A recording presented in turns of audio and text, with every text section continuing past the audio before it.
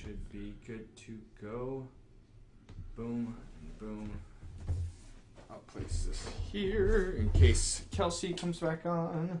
I know. For our questions. Laptop, don't fail me now. Perfect. Okay, awesome.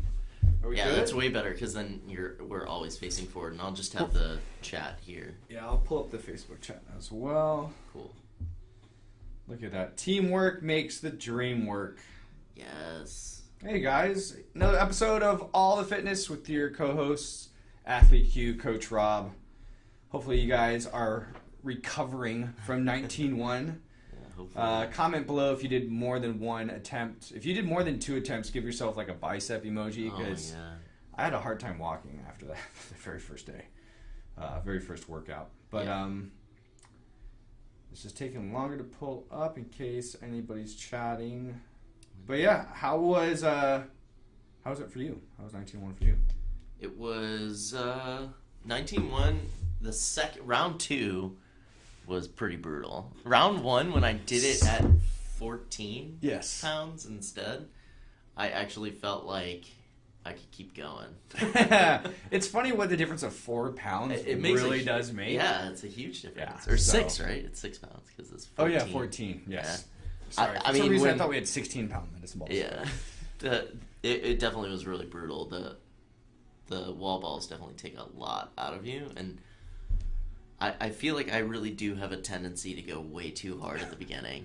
Welcome to the club, right? That's kind of like the motto for everyone who's new, especially when it comes to competition, is we don't really understand pacing, especially because with all this kind of intensity talk with working out and the sport of fitness and CrossFit, but like you need to earn your intensity or it's just enduring the suck for as long as you can, right? Yeah. Until someone says time or until the workout's over. Exactly. But I'm really proud of myself. I did it once, which was good. I think I did everything I could. I was walking like I had stilts for a couple days, so I'm glad with that.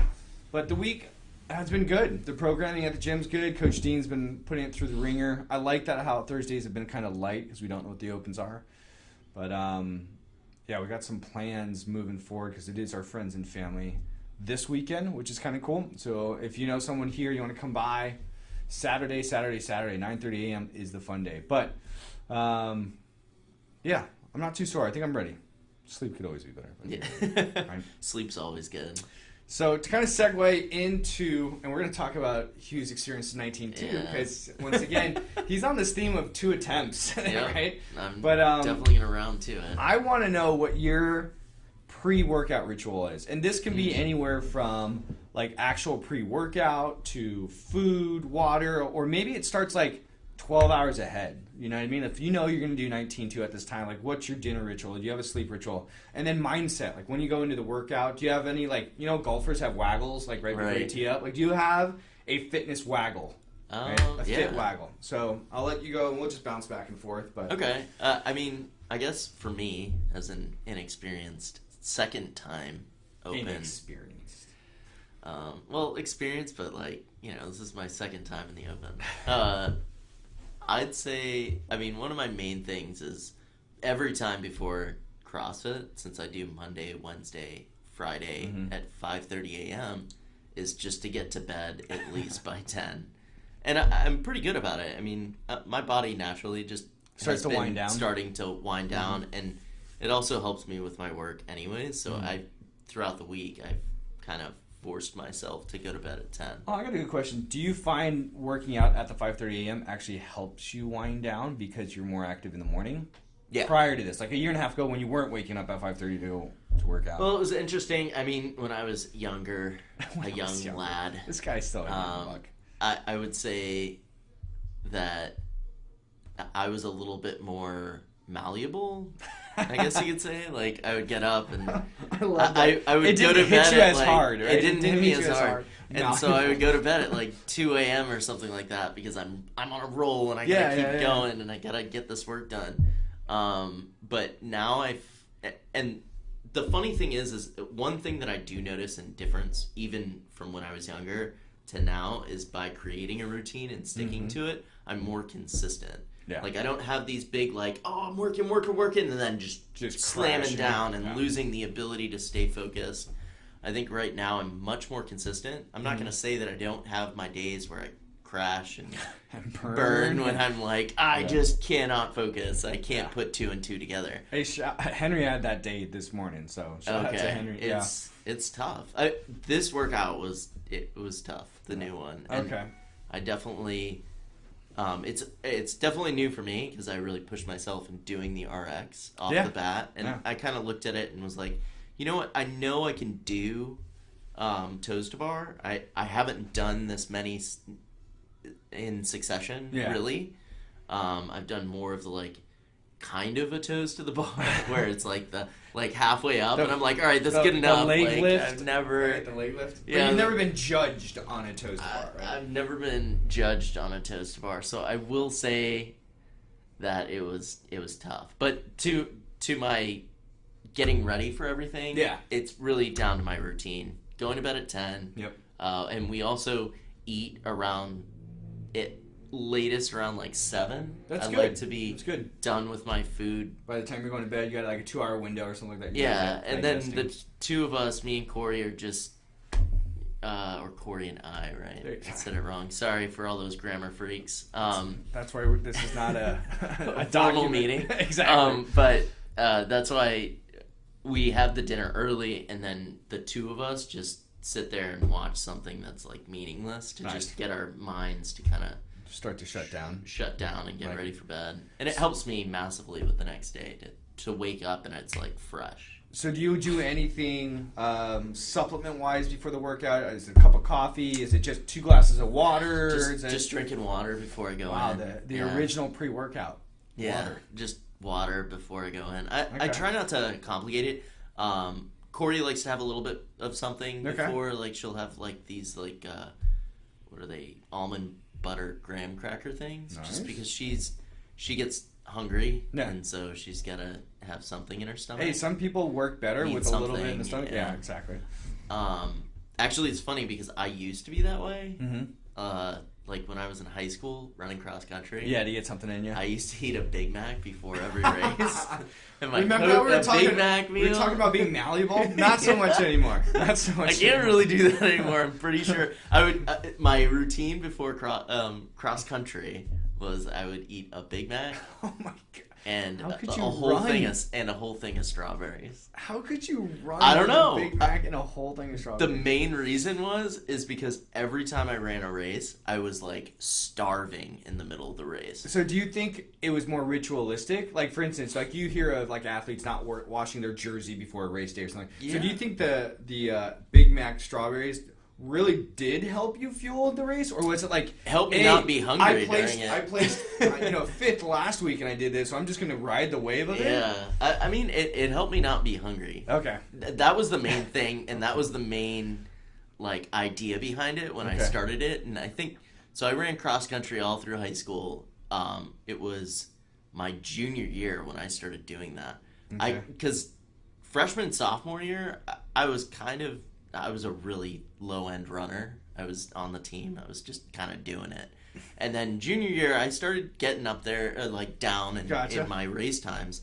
And my coach was really happy with that. I was hitting like sub 20, like under 20 for 3.7 miles, which that's nice. Was pretty good. I was really happy with that. And my coach was really happy because I was able to help the team out. You know? And I realized when I was running those races, I was getting super hungry in the middle of the race, and my stomach was tearing me apart.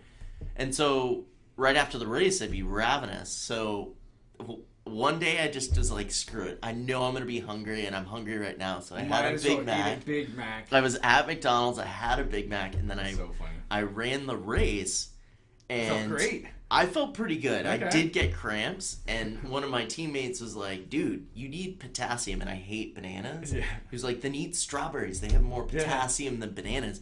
So my ritual became a Big Mac and a basket of strawberries. That is so cool. I'm going to try the basket of strawberries before like tonight's workout. It worked. I still can't believe how well it worked out. Like, I would essentially have a Big Mac and a whole thing of strawberries. I never got cramps. I'm gonna do that tomorrow. I was never hungry. Before class, I'm gonna be like, Hugh told me to have a Big Mac. Big Mac and box of strawberries.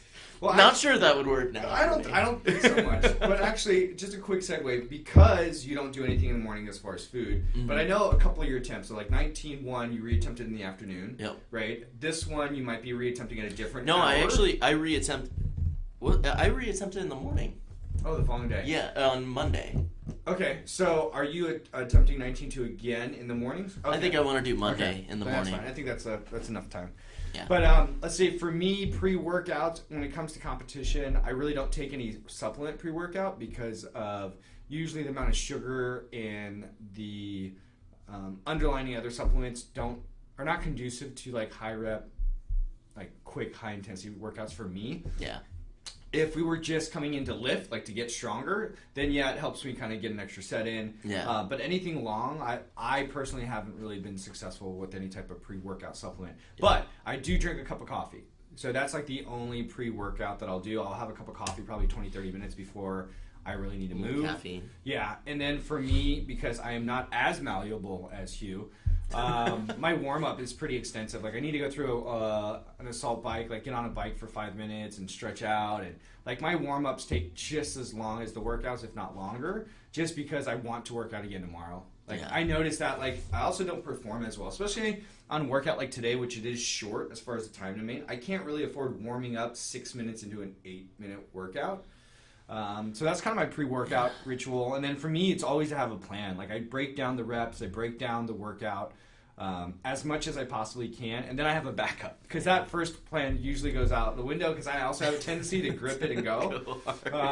And so like in my experience, the longer I do this, the more I really learn about pacing. Just, and let me rephrase that. Yeah. The more I surrender to the fact that you need to pace. You need to pace. Right? Yeah. And so, like, for today, this evening, I'll probably have a cup of coffee, 20, 30 minutes out. I'll be in the corner on a rower, an assault bike, going through the routine, going through the mental of, like, hey, when am I going to hit that wall? What am I going to do when I hit that wall? Because we all hit that wall at a different time. Yeah. And then just to have kind of contingency plans for that. So that's kind of my pre-workout ritual, so to speak. But let's go on to 19-2. 19-2. Tell us about it, Hugh. First off, let's go over the workout, right? Yeah. So the workout, in essence, is a 20-minute workout or 5 rounds, but you have to earn the right to do more rounds, right? So it starts off with an 8-minute cap to complete the first 2 rounds. And each round consists of toes to bar, double unders, and a certain rep and load on the bar for cleans, right? For full squat clean. As the reps go down, the load on the bar goes up. So real simple math, I can tell you, let's say we do 20 on the first round at 100 pounds, right? Then you might do 15 on the next round for 110 pounds. So that's the idea, is as the volume goes down, the load goes up, right? Yeah. There's definitely scaling options for wherever you are as far as the walk-in life. But today, Hugh gave it the old gung-ho RX mode. Try, guys. Right? We warmed up with 135. Surprise little PR power clean. It was crazy. Right? I didn't expect that. So lead us through the mentality. You came in, you saw the workout. What'd you think? What was going through your mind? And then go through the process of warming up, how you felt at all the stations. And then once their clock went 3, 2, 1, what was the reality of everything? For me, it was all mental. I think I blew out my own brain instead of my muscles and tiredness. I think I was really nervous about the toast bar, to be honest. Okay. I haven't done that much sustained. Yeah, that's a lot more. You've done them, but they've been broken up. Right? So like sets of 5 or rounds of 10 reps per round, but not like rounds of 25. So in the open... Half toe to bars, too.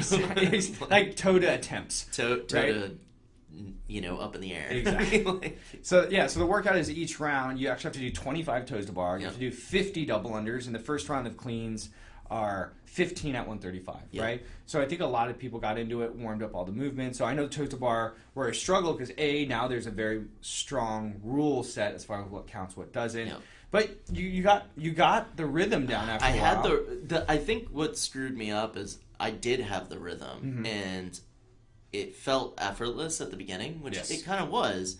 But then I think I was starting to get a little tired, so I got relaxed on the actual motion, and so I started forcing my toes to the bar instead of allowing it to naturally instead of actually flow. doing the skill, right? We tried to muscle it because we were tired. And then you ended up doing just strict leg lifts after that, pretty much, right? Yeah, absolutely. It was tough.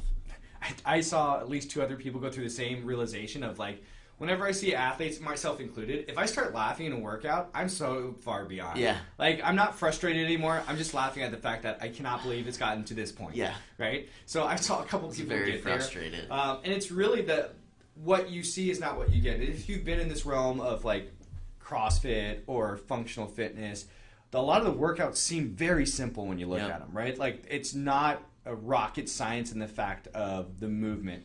The science and the art comes into the methodology of like, what's the volume like, what's the intensity levels going to be like. So everyone usually goes out of the gate too hot on the toes to bar, right? So if we definitely slow down. Definitely slow down. So take a minute. If we go into kind of strategizing, it really depends on what your strengths are, what your weaknesses are, and why you're doing the open. If you're doing it for fun, you should definitely scale, right? Because it'll allow you to get more of a workout in. If you're like us, you're part of an intramural team, you want to give the greatest shot, then you want to do it RX to give the intramural team points, but then come back on a Saturday and give it a scaled shot if you really want to see what 20 minutes feels like. But that being said, is you need to know your strength. So for most beginners, it's a game of toes to bar. It really is, right? I wouldn't worry about the load on the bar for the clean. I wouldn't even worry about struggle unders if you have them or not. Most people are going to struggle on the toes to bar. And the reason being is it looks like a movement that you can muscle through. You really want to work on your kip, right? If you haven't up to this point, it's going to be a very rude awakening when you are trying to do 25 strict toes to bar, right? That alone will take you 5 of your 8 minutes. So grab a coach, grab someone who understands the mechanics of the kip, really work on the timing of the kip so that you can really default to the technique as you fatigue. Because like Hugh said, as he fatigued, he tried to just fell apart. It all falls apart. And mentally, you're overthinking it. So certain parts of the movement fall apart. Like my issue is I would swing back and then swing forward and get my knees up, and then I wouldn't move my leg his legs would stay at a 90 degree. They would stay, right? And then I'd be like, oh god, and try and extend. And so he's literally doing like knees to elbows and then forgetting to extend the feet, right? So when you get stuck, and we talk about it all the time in class, like have something to focus on when you get to deep water. So in the kip, right, in the toes to bar, there are so many nuances like pulling down, locking out, engagement last, stuff like that. Instead of that, focus on the one thing that makes you successful at it. So for Hugh, it eventually was knees to chest and kick. Knees to chest and kick. As soon as he started doing that, it picked right back up, right? So it's about having, once again, a plan of attack. So for all of you guys, if this is your first open, or if you know you struggle with toes to bar, break them up often, right? You're going to hear everybody on YouTube say, hey, do 10-7-6 or something like that. I would suggest even more. The reason is it's also a very grip-intensive workout. If you think once you get past the double unders, which is still grip, and you get to a barbell, you're right back on the toes to bar, which is grip-intensive. So you want to be breaking up your toes to bar often. And like in the open, in any competition, only quality reps count. So if you're like, oh, I could probably string 4 together, if you have probably in the mindset, then don't, right? Because you're going to waste energy. I know I called him off on a bunch of toes to bar, right? I needed to walk away, and they were like, in my brain, I'm like, no, get up there, you can do this. And I'm like, no, I need to recuperate. I need to rest. Right? So if you're going to do something in the open, in competition, make sure it is... you are over-exaggerating the movement so it counts, right? Make sure you're touching the bar loud and clear. Make sure you're squatting below parallel and standing all the way up. You don't want to do all this effort to be called no rep, right? So that's the first thing about the toes to bar. And if you're a beginner moving on to those double unders, that's the second part, right? Get through the toes to bar first, and you might even PR your double unders. So it's a great opportunity to work on large volume double unders, even if you're doing struggle unders, like 1 double under, 3 singles, 1 double under, 3 singles. Maybe in this open, try 1 double under and 2 singles, right? Or 1 double under, 1 single. But get through it. Don't want to default to scale just so that you can get more points, because depending on where you're at, scaled points will always be less than prescribed points, right? Or RX points. So let's say you were fortunate enough to struggle through the toes to bar, get through the double unders. Now what do I do with these cleans, right?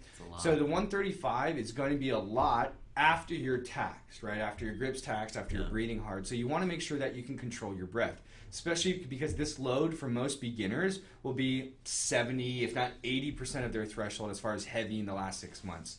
So you really want to make sure quality of movement's there. So in order to do that, you need to control your breath. So if you're breathing too hard, you won't be able to brace and the mechanics are going to break down. So what happens is you miss a clean that you gave 110% effort for, which happened this morning as well for a couple of people.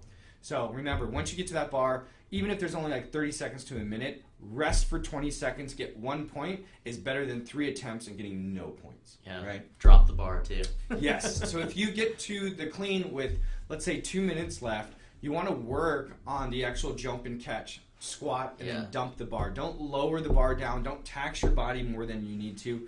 Most places you're doing this at will have bumper plates, so they're meant to be dropped, right? Just follow the bar down, re-grip, and go. That's another thing is you want to manage your rest. Now, if you're taxed because of muscle failure, then you have to rest. There's no. But if you're taxed because you're uncomfortable, have a cadence, right? Count to 5, do it again. Count to 10, do it again. Have a number that you know that you're taking breaths for or you're counting to keep you on it. Why? Because we only have a 4-minute, 8-minute window, right? Yep. So the way the open works is after you do that sequence of the 25, right, 50, and then 15, you go back and you do 25, 50, and 13 at a heavier load. If you get past those 2 levels, you're adding 4 minutes to complete the next level, and adding 4 minutes to complete the next level. And for some, they'll rest, right? So let's say I finish the first 2 in 6 minutes, they'll rest 2 minutes and then do 1. For others, and once again, knowing your strengths and how to pace is important, they'll continue on to the 3rd round. The reason being is they're trying to add more time, right? So now instead of a 4-minute round, in that scenario example, I have a 6-minute round, right? Because I'm just started. I would advise that. I would advise just keep walking through it. Keep going while you can. Yeah, exactly. Keep walking through it because you want to batch and get as much extra time in those heavier loads when you know it might be an attempt to a PR weight. Shout out to Jan. PR power clean this morning, right? Yep. So you want to give yourself an opportunity, and that's the goal of the Open, is to give yourself an opportunity to win, to set a personal record, to celebrate with your friends, right? Yep. So that's if you're a beginner. Now the intermediate, advanced people, and I use advanced as in like you know that you can do the 185, you know that you have 225 and 275, and it just comes down to systematizing the workout. You still want to break up toes to bar. Everyone should be breaking up toes to bar today. That's what I'd probably recommend, the 10, 7, 6. But if you haven't been doing a lot of toes to bar in your programming, break it up even more. Double under should really be a recovery stage. You should be going 25 unbroken on that.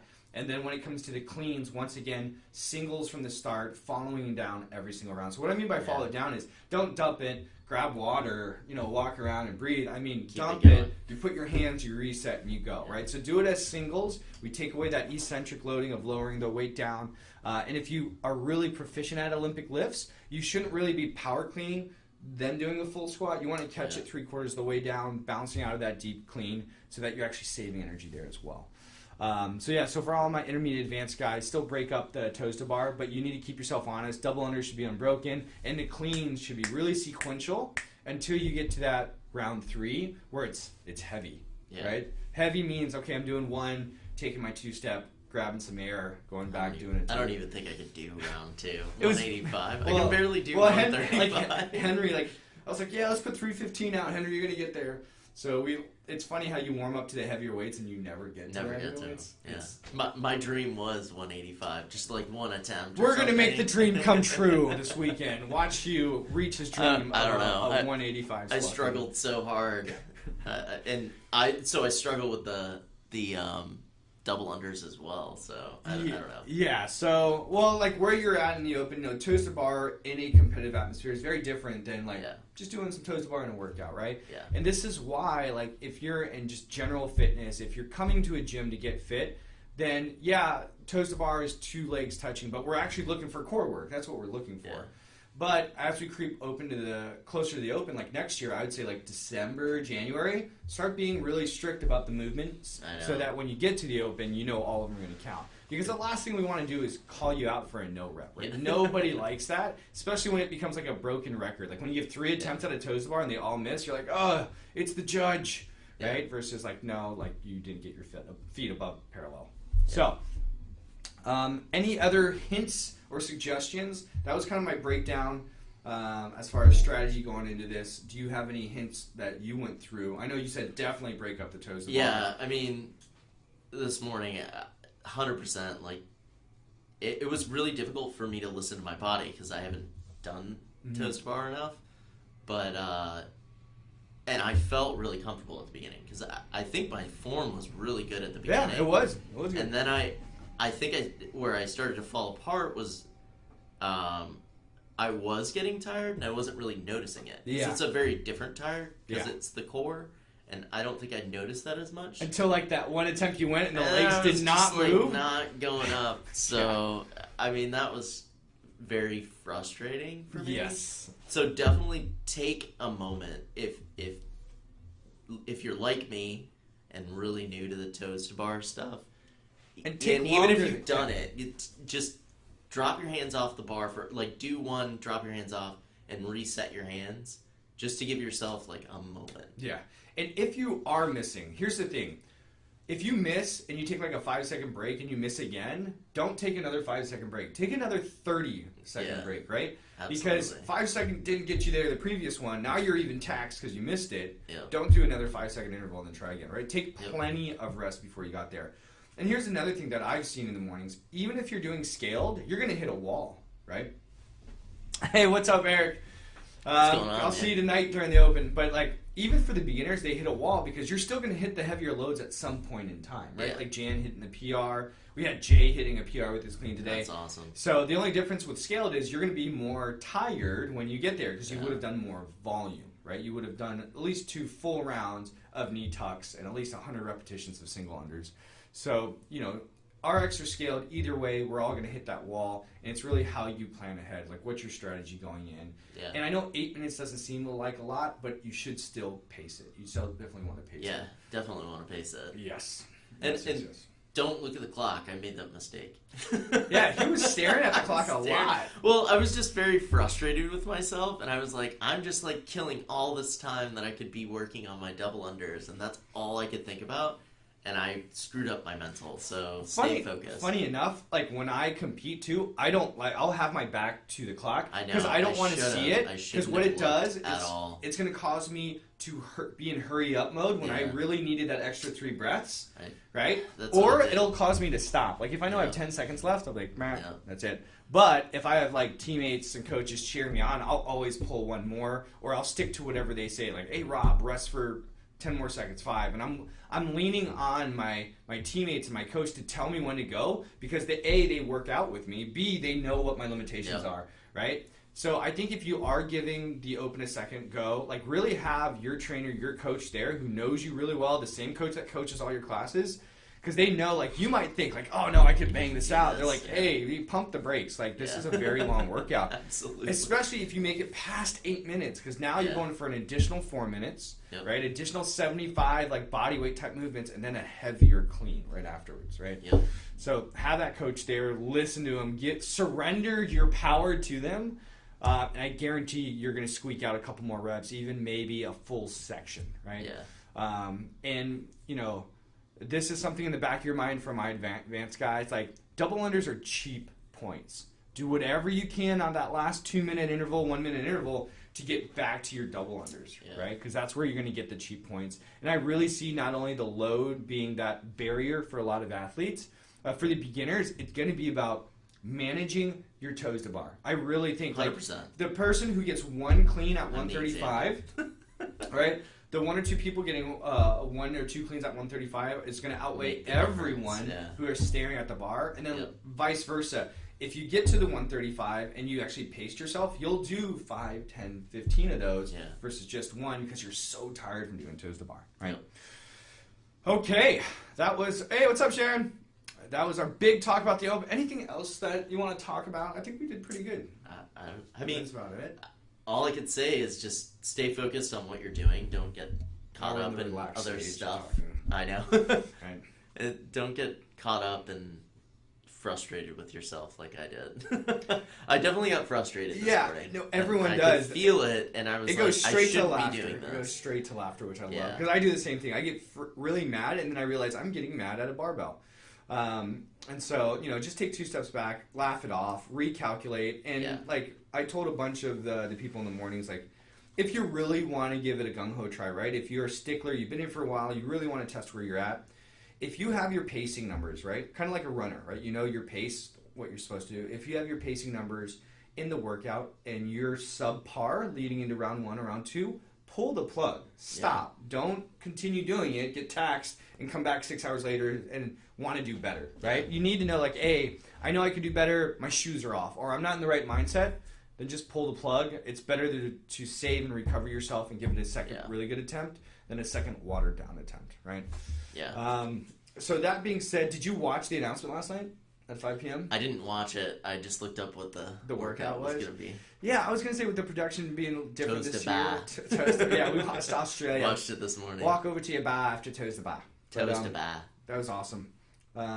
It gets me motivated watching, but I was really impressed by, I mean, every place that shows has elite athletes. Yeah. So just, what we're sharing with you is like our demographic, like how we do it. So don't watch the announcement and expect to go like 25 unbroken and then load up 315 for a couple. Like, have fun. That's the whole point of this, is to have fun. So make sure that you're surrounding yourself with people who are having fun. Yeah. And just a quick shout out for our family here at CrossFit Irvine. The Friday Night Lights. Not every Friday is a potluck. Just want to let you guys know. First one is, last one is. Show up tonight. I know there's a bunch of people coming out to cheer us on, which is always awesome. And it's only 8 minutes. Yeah.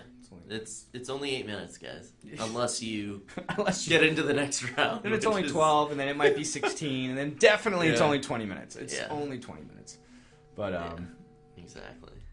But yeah, that is it. I think we'll finish there for today's podcast. Yeah, I mean, good luck with the workout. I know I'm doing it again. Yeah, let us know in the comments below throughout the week how many attempts you did at this. If you PR'd your clean, I want to know. Maybe if you PR'd your toes to bar, anything we want to know. Just because I don't think enough people are celebrating their wins. We always kind of focus on our shortcomings. But there's enough time outside in the real world to worry about that. Yep. Okay, Hugh, thank you as always. Yes. See you next Friday. As usual, guys. See you later. Have a great weekend. Good luck. Good luck. You're gonna have fun. You're gonna need it. Yep.